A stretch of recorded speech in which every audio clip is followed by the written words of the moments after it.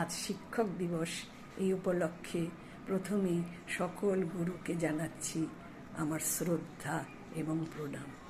সেই সাথে আমি আরও একটি বিষয় জানাবার জন্যই আজকে ভিডিও করছি, যে আমাদের জীবনের প্রধান গুরু কিন্তু আমাদের পিতামাতা, বাবা মা। এবং এই বাবা মার কাছে আমরা যত বছর ছিলাম, অর্থাৎ বিয়ের আগে, সেই সময় আমরা যতটুকু শিক্ষা লাভ করেছিলাম, সেই শিক্ষাই কিন্তু এখন অবধি আমরা চলছি এবং খুব ভালোভাবে চলছি। এবং এখনও আমরা যখনই কোনো সমস্যার সম্মুখীন হচ্ছি, বাবা মার কাছেই কিন্তু আড়ালে আমরা বলছি এবং সমস্যা যাতে আমরা সমাধান করতে পারি সেই রাস্তাও খুঁজে দাও, এরকম বলছি। ফলে আমাদের প্রকৃত গুরু কিন্তু আমাদের বাবা মা, পিতামাতা। আর শুধু আজকের দিন নয়,